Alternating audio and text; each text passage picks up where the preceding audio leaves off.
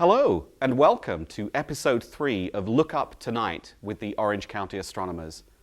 Our program tonight features highlights from the July meeting of the Orange County Astronomers at Chapman University. Jim Benet, who is our outreach coordinator, gave a highly entertaining and informative presentation full of the viewing tips on the night sky in July and August. Our main speaker tonight is Dr. Michelle Thaller, who is a research scientist and manager of the SIRTIF Education and Public Outreach Program. What is SIRTIF, you're probably asking? SIRTIF stands for the Space Infrared Telescope Facility, which is a brand new space telescope scheduled for launch in August of this year.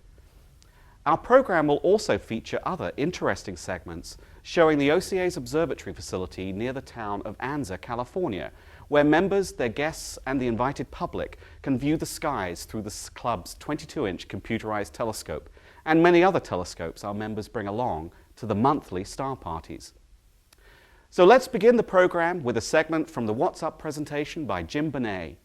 Here, Jim starts his program in a very unusual but nevertheless interesting way. Okay, here we go. This is what it was. Summertime, and the clusters are easy. Mosquitoes biting, and the galaxy's high. Your scope is rich, and your mount is good looking. So hush, little baby, and look to the sky. Okay, Mercury, and that's rising higher in the west after sunset, but it's still a little low. It'll reach its peak kind of toward the end of the month. So look for Mercury, and don't look into the sun while you're trying to do that. Venus, of course, is in the morning sky. It's very close to the sun, but it's heading back our way, and it's heading back toward the sun. And I think next month and next month after that is going to be switch back to the evening sky. So let's go. So actually, there's going to be, not this month, but next month, there's actually 3 planets that are at opposition, and Mars is the key. Everybody's getting all excited about Mars. We got Mars. Right now, it's something like a magnitude minus 1.8. You got to get up. It rises around midnight, but it looks better, at 2 o'clock in the morning right now. It's in the constellation Aquarius. And the thing to watch now is on August 28th, it'll be the closest to the Earth. And not only the closest to the Earth for this go-round, we see it about every 26 months we get real close to it. And it won't be this close again for another 278 years or 275 years. So it is an excellent time to watch that. Remember what Jim said about Mars? Towards the end of August will be the best time to look at Mars through a telescope, and there will be lots of public activities by our club and many others focusing on Mars. Please check our website for further information on related events. Now on to highlights from our main presentation by Dr. Michelle Thaller of Caltech JPL. As part of her amazing presentation, Michelle brought along her $50,000 professional infrared camera. She used this to demonstrate the principles of infrared astronomy by getting help from the audience. Let's watch. But what I wanted to start with today was topics of infrared astronomy. What are we doing using an infrared space telescope? And SIRTIF in many ways is a corollary of the Hubble. It's a multi-year space telescope mission, but instead of seeing invisible light and a little bit into the infrared like Hubble does, SIRTIF will see from 2 to 180 microns, the entire range of infrared light. And so tonight I'm going to talk to you about what we're going to be looking for with an infrared telescope. And then if we have time, I even have some brand spanking new launch animations to show you how we think the telescope will be operating in orbit, but we'll see if we get to that. But before I start my astronomy talk, I wanted to talk to you a bit about infrared light in general, because oftentimes it's a little difficult to visualize what you're looking for with invisible types of light. And so I brought my infrared camera. They don't have to be all the way off. But what you're seeing when you look through an infrared camera is quite simply a thermal image. The lighter regions are areas that are warmer, and, oops, I'm getting away, and the regions that are colder are darker. So you'll notice that people's noses often are darker than the rest of their face. Eyes and mouths tend to be quite warm. So I kind of pan around. Everybody has a slightly different heat signature. Everybody looks a little bit different. I wanted to show you something because this is one of my favorite tricks with the infrared camera, and you can't always do it unless somebody has a good thick mustache. Now, what I'd like you to do is just breathe up into your mustache. There we go. The fire-breathing dragon there. The infrared camera can detect the heat that's trapped in the air in his mustache. It's a very good insulator. So whenever I see somebody with an excellent mustache, I always, thank you very much. Okay, I want to do a couple more demonstrations, and maybe I'll get a few victims that are a little bit easier to bring up to the camera. Could I ask you, would you come up and see yourself in the camera? Yeah. Now, you wouldn't mind holding an ice cube, would you, if I gave you an ice cube? Okay, let me get an ice cube. Hold on a second. Okay, if you notice, my hands are actually pretty dark because I was holding ice before, but I'd like you to hold your hand up and let the ice.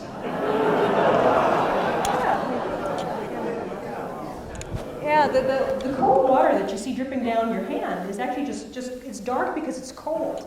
And one of the things that I like to do that's particularly fun is if you take the ice cube, you can make your face different colors. Let me show you. If you touch it to your face, you just sort of slowly move it down. Yeah, there you go. I'm actually a very good demonstration of the camera because you can see how cold my nose is. People with longer noses like myself tend to have cold noses because they stand away from your body heat. So, okay, you're doing pretty good there, yeah. But you got to be a little more, should we make ourselves pirates? You know, the Pirates of the Caribbean came out. Should we do that? Or you can get your tongue. Yeah. I'll put that one in my cup so nobody worries about that. Okay, thank you. Thank you very much. Sorry to get you wet. Okay, that's what something that's warm like a human body or something that's cold like an ice cube looks like in an infrared camera. But in reality, astronomers don't use infrared just to see something's temperature. You can tell whether something is warm or cold by using a lot of different techniques. You don't need an infrared camera to do it. The neat thing about infrared is that you can see objects that are normally too faint to see in visible light. Anything in the universe that is above absolute zero, anything that has any temperature at all, will give off some form of light. And the hotter an object is, the higher energy light it will give off. So something that, for example, is about 1 billion degrees will give off a gamma ray. That's the most energetic type of light that we know. An object that's about 100 degrees, or the temperature of a human body, naturally glows in infrared light, and that's what we're picking up here. So there are no shadows. You are emitting this type of radiation yourself. So we can see objects in space, like planets or cold dust, a lot of things that are too cool to give off visible light, but they have some temperature, and so they glow in infrared and are thus detectable. Okay, so that's a bit about infrared light, but there's a couple more things I want to show you. One of the main advantages of infrared light is that you can see through material that is normally is opaque, blocks visible light. And this is extremely important in modern astronomy because there are a lot of very interesting processes, like stars and planets being born, that happen inside giant dust clouds, and we'll talk about that more later. Visible light does not pass very efficiently through the dust. And to illustrate that, I actually have a black plastic bag, just a regular hefty bag. And I think this isn't going to work too well for me because my hands are already pretty cold from that ice. But let me find somebody who's a little bit warmer than me. Let me go down to the... Could you put your hand inside this bag? And if you want to be particularly brave, you could even get yourself inside the bag very quickly. We'll make sure we don't asphyxiate you. If we just put your head inside the bag, or even hold it up in front of you, that's fine. You get a form of X-ray vision, as it were, by looking at infrared light. So as he holds the bag up, you can see through it, even though, and then yeah, the hand inside worked pretty well too, so why don't you put your hand inside again? Yeah, there it is.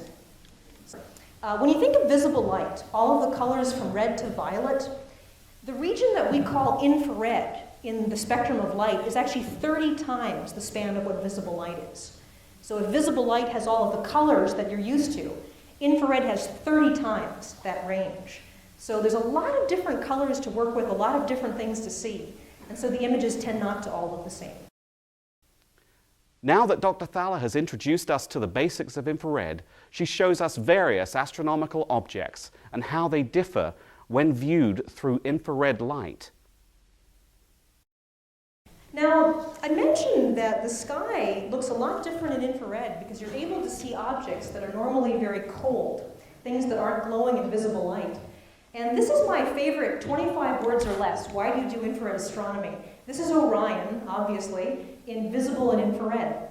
And the infrared was taken by the IRAS satellite, which was the last major American infrared mission, which flew in 1983.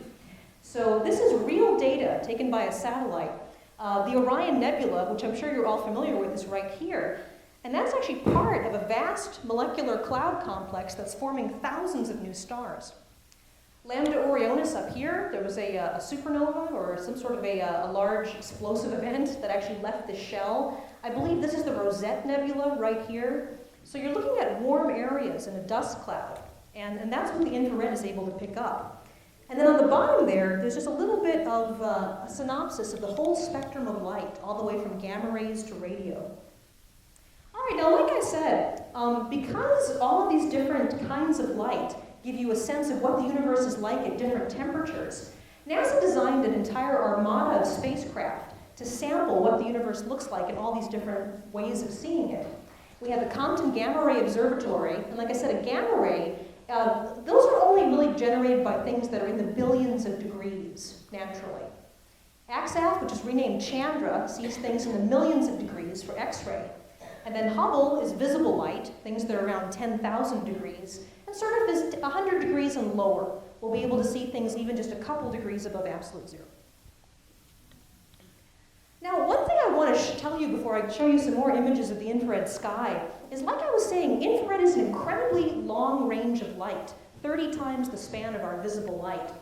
So when you look at infrared light, you actually may be seeing very different things depending on where in the infrared spectrum you look. This is a picture of the Horsehead Nebula, which is a dust cloud near Orion, and this is what it looks like in visible light taken by some telescopes at Kitt Peak. In near-infrared, this is from the 2MASS survey, 2 micron, that's infrared, 2 micron all-sky survey. It's an infrared all-sky survey that was just completed, and the data is now all public, the entire sky.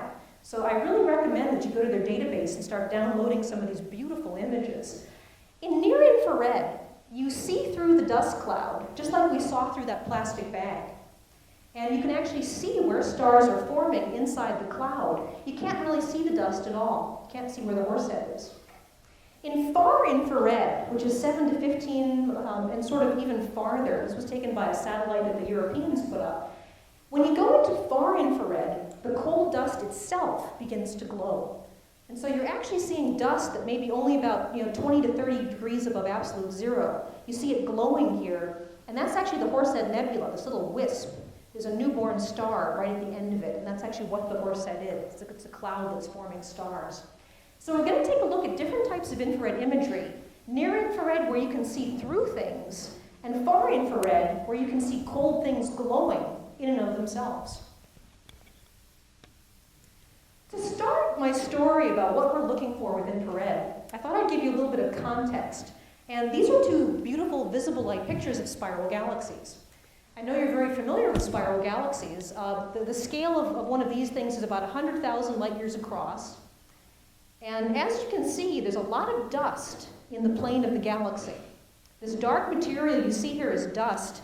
The dust is very similar chemically to what we find in this room. There's sooty stuff, carbonates, silicates. And this is a close-up of the inside of the Whirlpool galaxy. And again, look at these beautiful dark lanes of dust. That's where a lot of really interesting things are going on. The dust turns out to be very important for forming stars and planets and people. These are 2 galaxies that are merging. They're coming together, and they're probably going to form a single system, merge into one large galaxy. And they look like they're doing it pretty cleanly. They're kind of coming together. In the infrared, we now find out that these interacting galaxies are doing something quite interesting.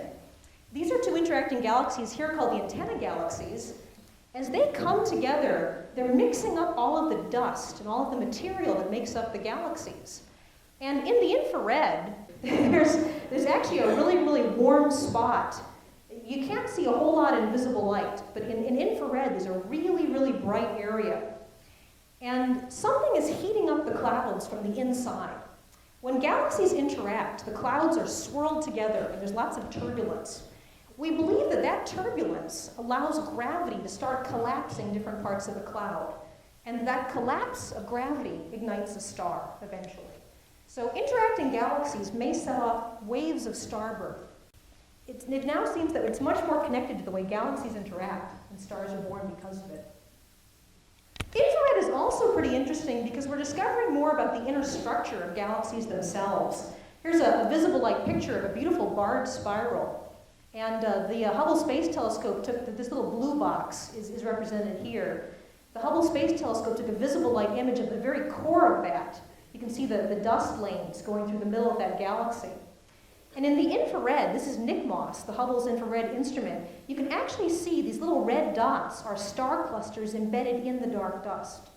And you can see through the dust and see where the clusters are forming at the very heart of that galaxy. This is an infrared image of the very, very center of our galaxy.